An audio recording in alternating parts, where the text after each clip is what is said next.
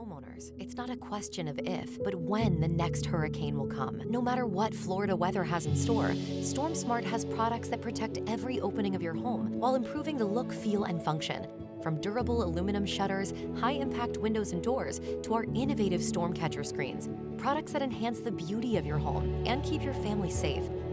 Because smart is complete hurricane protection, and smart is peace of mind. Call Storm Smart today for your free in-home consultation. When your power goes out, remember just how inconvenient your life can be. No lights, no refrigeration, no heating or cooling, no electronics.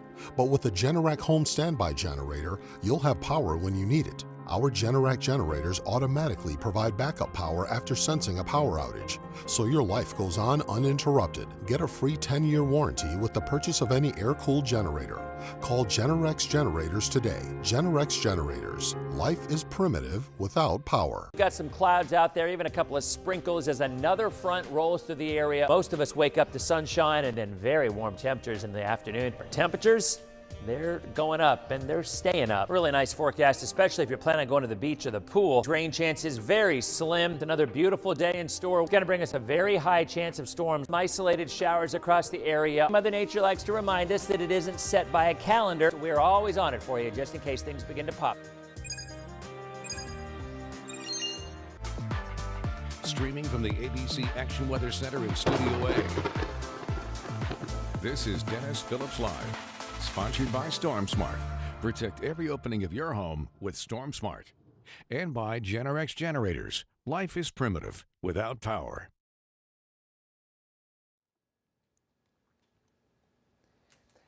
How you doing, everybody? It is a Thursday night edition of Dennis Phillips Live. You know, obviously a very tough day for Floridians and for, you know, pretty much people all across the country. You have days like today, and it's just a sobering reminder, unfortunately, of, you know, you send your kids away to school and you think they're going to be safe, you hope they're going to be safe, and then you get situations like what happened today, and it's devastating. I mean, if you didn't hear earlier on, there was a shooting at FSU. 2 people were killed. They were not students. There are others injured. I believe the last count was 6 injuries in addition, 1 critical, 5 serious. The suspect, the alleged gunman, a 20-year-old FSU student whose mom is actually a deputy in Leon County for the Sheriff's Department. And he was, I believe, struck by a bullet and is going to be okay, and he was arrested. And you know, for several hours, there was a lot of information going on. And I do want to talk a little bit about what was going on. And again, first of all, thank you to all the folks who reached out and asked about my son, Josh. Josh graduates in 2 weeks, May 2nd. And I'll tell you, it was crazy because this happened around noon. And at 11:30 this morning, Josh texted me out of the blue and just said, "Hey, Dad, hope you're having a great day. Love you very much." And that's something you wouldn't normally expect from a college kid right out of the blue. Forget the fact that it was 30 minutes before a mass shooting on a college campus where he was at that college campus. And, you know, and I noted that to him a couple hours ago. I'm like, Josh, do you understand how that just was, you know, a note like that came from right out of the blue, and his response was, I just had an inkling to say something, you know. So for the folks who messaged me and messaged him, again, thank you. It's just a sad day all around. We don't have any of the identities of the other people who were injured. Again, 1 critically, 5 serious. What I'm hearing from students and people who were there and our reporters who were on scene is that there are at least some students that were injured from the shooting. But again, we're going to be getting more press conferences from the police up there, and you know, and there's obviously, you know, the FBI is there as well, and it's not just a local operation. So it is. It's a sobering reminder of what we unfortunately have to deal with these days at times, and especially going into Easter weekend, make it even tougher. But I did want to thank everybody for, again, your kind words. They are appreciated. And I know one other thing I feel compelled to talk about, and then we'll get into the weather. There's not a lot of weather to talk about. We do have some drought conditions to talk about, and the possibility maybe of a little subtropical system developing. But this is something that really ticks me off, and it's getting worse. It's not getting better. On social media, look, there has always been the desire from media operations to be first. I mean, you hear it all the time. We were first on the scene. We covered it first. I mean, look, that is a staple in media. But what used to coincide with being first was also with being accurate and being correct in what you're saying. And I truly believe, this is my opinion, but I truly believe, however many years this has been going on now, being first in some cases for some media sources is more important than being accurate. And I bring this up because there are so many media sources out there on social media, and many of them are just people who have no contacts and they're just retweeting or whatever it is that they're seeing elsewhere. But when I see major news operations, and I'm not even going to bother to mention names, it's not worth it, but if you went on Twitter or you went on Facebook, there were some Florida news operations, respected Florida news operations, that also expanded into Georgia and some other places that were out there for the record in bold headlines shortly after the shooting, saying 5 people were dead, 2 shooters in this situation. And look, you guys know how I feel with hurricane season when there's misinformation out there. But you have got, I don't know what the answer is. Honestly, it's probably, I don't know if there is a solution. I really don't, because I remember back in the day when Leroy Selman died locally in Tampa, there was a news organization that went out there and said that he had passed away. And he had not passed away yet. And I remember there was justifiably such anger, because there's just no room for that, period. There's just not. And in this situation, when you have thousands of parents who are trying to get information and tens of thousands of people who are trying to get information and depend on the media for accurate information, to see headlines coming out on digital that say 5 dead when there was no reliable, credible, responsible information out there saying anything of the sort. So, look, me getting on a soapbox and talking about it, is not clearly not going to change anything, but it just is so wrong. And the only recourse, in my opinion, is if you make, because that's not a little error. That's not a minor factual error. That is somebody who either relied on a source that was untrustworthy or heard a rumor and went with it and threw it out there, guns a-blazing, no pun intended, all just thinking they wanted to be first. And it couldn't be any more wrong than that. So in my opinion, the only way you stop that is you fire the people who do that. I just have no tolerance for that, and I don't think you guys do either, and I don't think anybody should.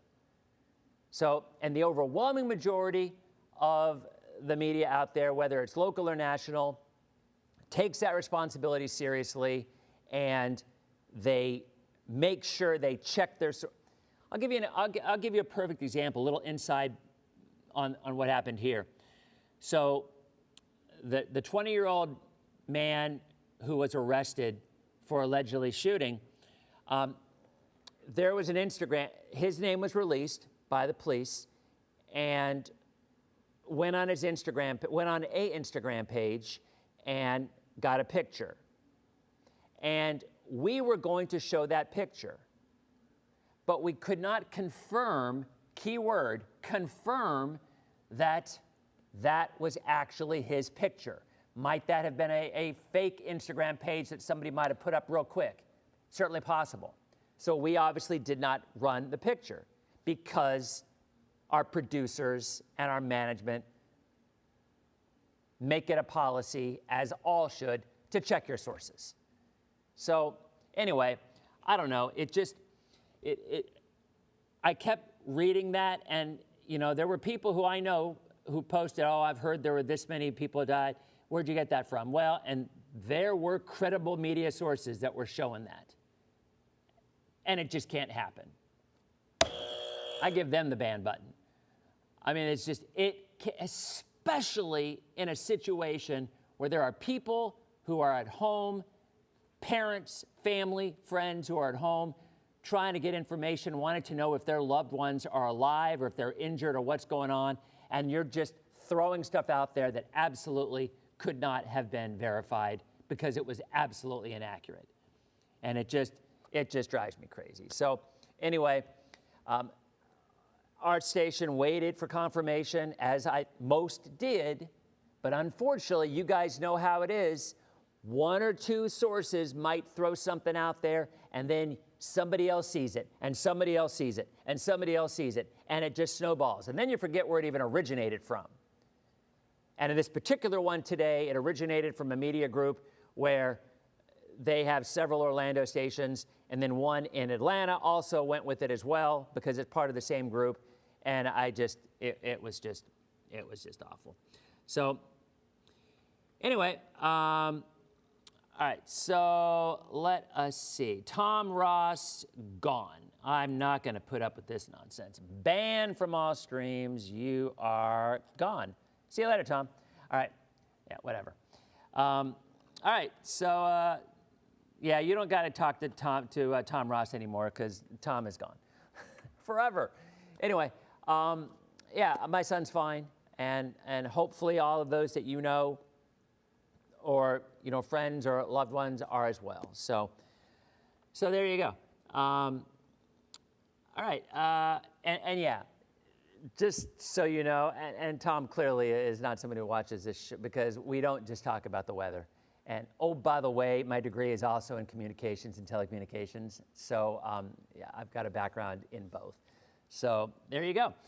All right, so I just felt, and one other thing, and this won't change either, but man, if you go on Twitter, X, whatever, the videos that are out there that are so raw, it's unreal. I mean, you look at it and and a lot of them have been deleted, fortunately, but there was some really, really horrible, and I'm not saying that they weren't true, they weren't, but there maybe could be some warnings or something, because there were some really, really hardcore videos that were out there that were just, floating around. And again, I do believe eventually a lot of those do get taken down, either by the user or by the platform, or at least a warning, which I think is something else that needs to happen. So anyway, so it was a day that, I think a lot of folks are wondering. So graduation is in 2 weeks in Tallahassee, and you just wonder how that community will rebound. Well, they will. They will, because Florida's strong. It doesn't matter where you are. I mean, we go through these things, unfortunately, too often, and we do our best to rebound and move forward, and hopefully in Tallahassee it will be the same. It will be the same for them as well. So anyway, guys, so that, obviously I felt like I had to address that. I will thank you again for all the kind words about my son. He's fine. Texted me, everything's good. There was one person on my thread who said that their friend's son had actually was one of the victims, was shot in the shoulder. Was going to be okay, but was shot. So, it's it's just a tragic day all around, and hopefully everybody hangs together and shows some support and we all know how it goes, because inevitably when you get something like this, it becomes political, and it just does. That unfortunately is our reality, but hopefully within that there will still be compassion for the families and for the victims and for the folks who are involved. So anyway, let's go ahead and, yep, FSU strong, Susie, absolutely. So let's go ahead and talk a little bit about what we have going on Easter weekend-wise. And Jules, I missed the OMG. What was the OMG about? I'll have to scroll back up. But, well, anyway, you can let me know. So there's a look at the drought conditions, all right? So, look, unfortunately, this is the time of the year, historically, where we start seeing drought conditions. And there is nothing unusual about it. I'm sure there are going to be some sources that are going to say, well, you know, the reason it's a drought or because of this or because of that. No, it's because it's the dry season. It's the dry season in April and May. And every now and again, we might get some changing weather that might give us some rain, or we might even see a pattern that gives us a lot of rain. That will not happen this year. I'll show you the long range. Well, here, all you got to do is look at the rain probability for the next week is right here, and the entire state of Florida and half of southern Georgia, or half of Georgia, the southern half, not a drop of measurable rain. So,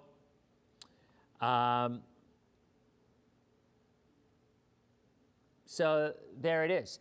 I suspect we will be seeing a lot of that, which is why the drought numbers are bad and are going to get worse. They simply are. And there's nothing unusual about it. I mean, I always wait anytime we get any kind of severe weather, or not even severe weather, even anytime we get extreme weather, I wait to hear, well, it's got to be climate change. Like we've never had extreme weather before.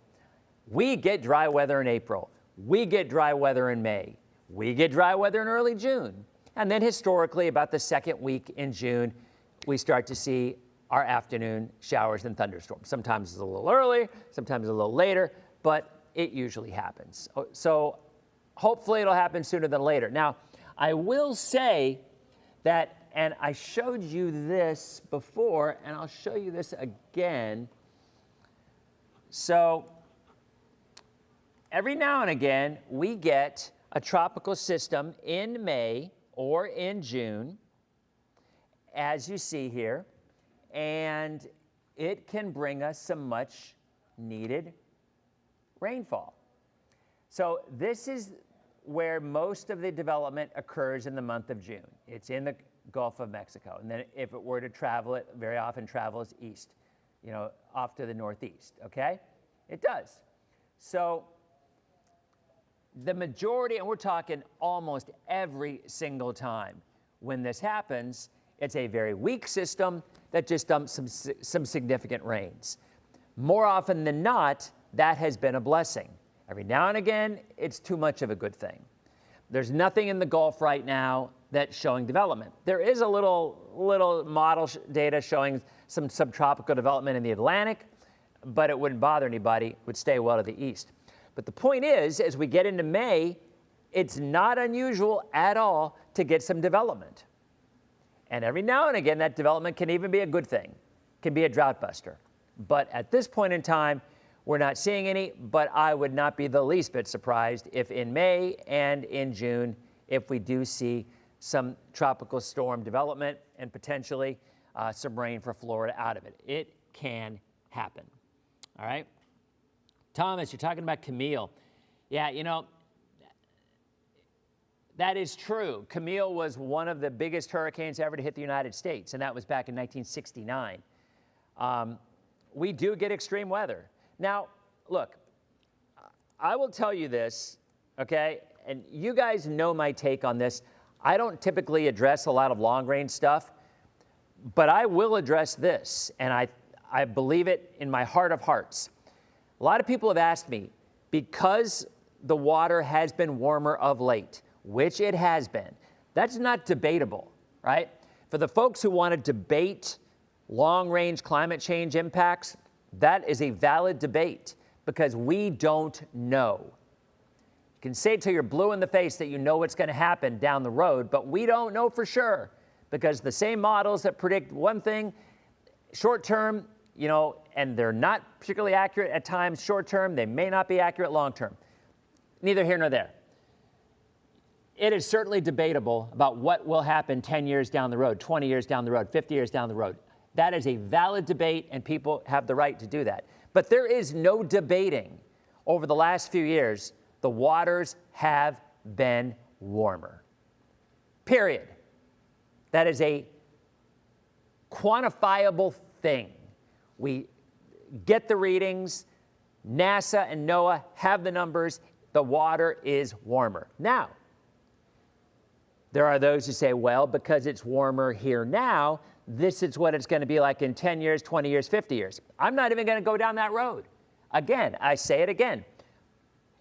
That is not my expertise, and I don't have definitive answers for 10 years, 20 years, 30 years down the road. But what I will say, and this has been shown for the last several years, just because the water is warmer does not mean you're necessarily going to get more tropical storm or hurricane development. It does not.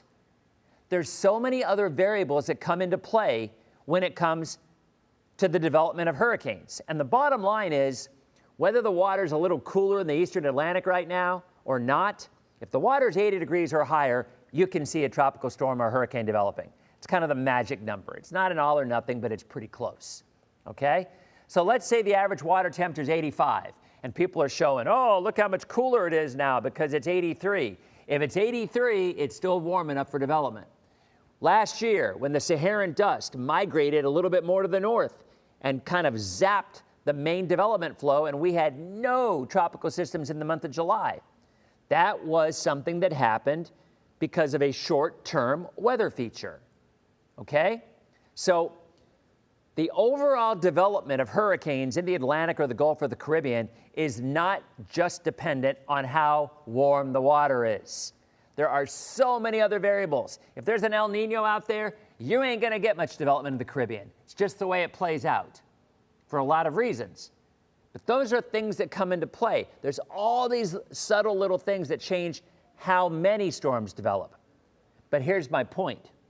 What doesn't change is if that water is excessively warm, then whatever storms do develop will be stronger. Period. Now, every now and again, maybe there's some other feature around that'll limit the development of that. But overall, warmer water will not necessarily lead to more storms, but it will lead to stronger storms. Period. All right? So, when we look at the upcoming hurricane season, and we're talking about long-range predictions, again, you know my take on long-range predictions, but when the water is warmer than normal for the last few years, the storms have been stronger. And you can list the storms. Milton was one of them that went from nothing to a 5 like that. All right? So for the folks who want to attribute that to other factors, go for it. But all those other factors to me are less important than how warm that water is right then and there. Perfect example. The Eastern Atlantic right now is below average temperatures. Well, the water temperature. It won't stay that way, but it is right now. So over a 50 or 100-year cycle or period, maybe you'll see some trends. But I don't care about that. I care, personally me, about this individual year and what is going to happen. Well, we have cooler waters in the Eastern Atlantic. We'll see if that continues. But we still have excessively warm water in the Western Caribbean and the Central and Western Gulf. The Eastern Gulf actually has been cooler. We'll see if that changes shortly.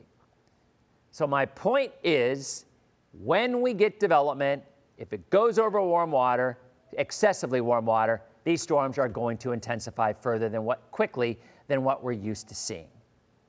It's just the way it's going to play out. It's that simple. So, again,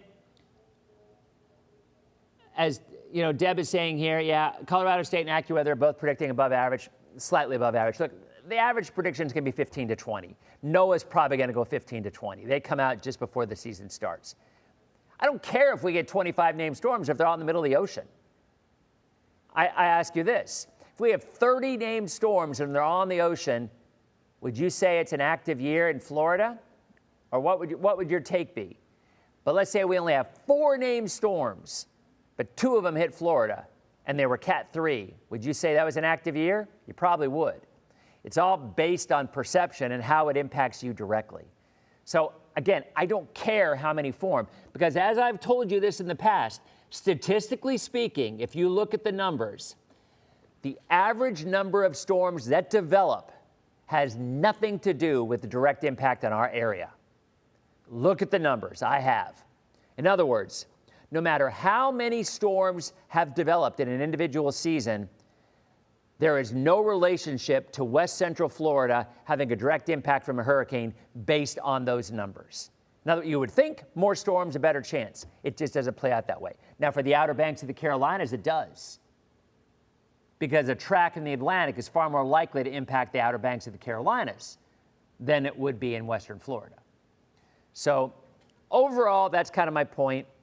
Look, we are going to have times of extremes, and one of those times right now is a drought situation, which is going to get worse, and fire dangers are going to get higher. They will. And that will not change through the end of May. If we get an unexpected tropical storm to dump a ton of rain, then that could change. But at this point, it's just simply the reality of living in Florida in April and May. And I've been here 35 years, and it's always been like this. April and May are dry, usually. Fire dangers are high. We smell smoke in May. We want to know where it's coming from. It's a brush fire. We get it all the time. And then in June, not always, let's hope they arrive on time, we get our afternoon and evening thunderstorms. Temperatures right now in the upper 70s to low 80s. Again, we don't have much of a change to the forecast. So I will go out on a limb. I may be wrong, but what the heck, I'll go out on this limb. I believe this is the last time we will see 40s until the end of October. These were the lows we had this morning. Tomorrow morning, we should be in the 50s, and from there on, it's a lot of heat. It's a lot of heat. This morning, we hit 46 in Crystal River, in Inverness, and in Brooksville, 48 in Zephyr Hills, 60s along the coast. We hit upper 80s inland. We hit the low to mid 80s along the coast. Right now, sunny, 78 degrees, winds out of the northwest at 8 miles an hour, the dew point in the mid 70s. It's a beautiful day. And it's going to continue. A lot of sunshine right through Easter weekend. Futurecast shows a lot of nothing. Now, the winds are going to start to change a little bit, and the dew points will start to rise. So here's a little something. It's a little confusing, but not really, all right? The drier the air, the hotter it can be. All right? So a low dew point is a drier air, so if it's got a really low dew point, we could go 92, 93. A couple weeks ago, we had 94 because we had very low dew points. When the dew point rises, the temperature can't get quite as hot. So if we have a dew point that's a little higher, the afternoon low might be 89 or 90 instead of 92 or 93. I say that because early next week, that's exactly what we're forecasting, a little bit higher dew point. So instead of 91 or 90 like we're having tomorrow or Sunday, we actually will likely see upper 80s as opposed to lower 90s. Morning lows in the 60s, mid to upper 50s, northern counties, and there it is. The 40s are gone. Rainfall, nothing through the next week. Temperatures, there they are, 90 degrees, give or take a degree or two, right on through next week. There's the 7-day. It's going to be a beautiful holiday weekend with sunny skies all weekend long. Watch out for the heat. Morning lows in the upper 60s. So streamers, Thanks for watching. I'm going to continue for a few minutes on Facebook. I appreciate it. You guys have a great night. Be safe, and we are Florida strong. Prayers to all those in Tallahassee. Okay, so they are gone. Let's go back to Sean. Sean, here, I got this for you, my man. All right, so here's a look at the 540 line for Sean, because, you know, Sean is definitely the guy who is all about the 540 line. You see your 540 line currently over the Delmarva in western Pennsylvania. 540 line is the freezing line, by the way. So look how it starts to retreat northeast. Now you still see it digging into the plains with the next front. This is Friday. This is Saturday. This is Sunday. And look, it goes away. It starts to retreat again. So there is Monday right here. Look at the front. Why is the front not arriving? Because that big blue H right there. See that high? That's blocking anything from coming in. So look at the track. Everything's pulling around the perimeter of that high. You get your high here. You get your flow right there. And it blocks everything from coming in. So watch, go back again. This is Monday, Tuesday, Wednesday. See how it just retreats? Thursday, Friday, Saturday. Now look at that little low talking off the coast. It's not, you know, whatever. It's not going to happen. But the point is, look at your 540 line. It's not even in the United States. This is May 1st. So Sean, my friend, it's over.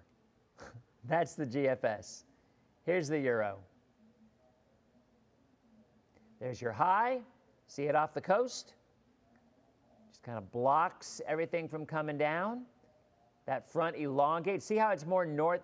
Let me show you something here. I'm getting a little more weathery stuff. Oh, that poor guy who wanted a meteorologist thing. He should have just stuck around. Actually, not a poor guy, whatever. Giant loser. All right, there's your north-south motion on that. Now watch. Watch how it starts to go more horizontally, because the high is blocking it from coming in. See, everything just kind of stays around to the north. This is the euro, by the way. But again, nothing. So there it is, my friends. The cold weather is done. The 40s are gone. We are done with winter weather. Sean, I'll go back to obscurity for the next few months. Ah, Sean, come on, you can still hang. So I'm looking at some comments now, see if I miss anything. I guess that's about it. So anyway, that's it. Next week, trying to think, is there anything going on? No, because the forecast isn't going to change. We do have we're going to have Kyle on with us on Wednesday for DPL Plus, with the Bucks draft. The NFL draft is next Thursday, which is broadcast live. Oh, so I got an email from the Rays today. Adam Rio will appreciate this. They wanted me to throw out the first pitch tomorrow for the Dodgers game. I work tomorrow. I can't do it. But I did say, please call me for August 3rd against the Dodgers, because, first of all, I already have bought tickets to the Friday and Saturday game against the Dodgers because I want to see Ohtani. So I said, so yeah, remember me for Sunday, August 3rd against the Dodgers in the day game. I would love to throw out the first pitch. I've thrown out a lot of first pitches throughout my years, and it's fun. I mean, it's, you know, I played ball in school, so I mean, I can make the throw, even as an old guy. But a buddy of mine is a catching coach for the Blue Jays, and he's like, look, just don't bounce it. Like, we don't care if it's a strike or not. We don't care if it's high. We don't care if you hit the mascot. Just don't bounce it, because that's when the boo birds come out. So far so good. I've never bounced one. So anyway, so I had a chance to throw out the first pitch tomorrow, the Yankees game, but I have to work, so I'll be here tomorrow. So anyway, You guys have a wonderful Easter weekend, wonderful holiday weekend. If you're off, I know my kids are off school tomorrow and Monday, so that's exciting. And again, to all the folks in Tallahassee, you have our thoughts, you have our prayers. You know, again, if you missed it, my son is fine, and hopefully anyone you know up there is safe. And you know, we keep going Florida strong. I mean, last year we were Florida strong through hurricane season. We've had this year, today, and hopefully this year. I know a lot of folks saying, look, I don't want to see that guy's face this hurricane season. Let's keep him out. So I'm with you on that. Let's have a quiet season. Have a wonderful holiday weekend, and we will see you on our next edition of Dennis Phillips Live. You guys have a great night. Happy Easter, everyone.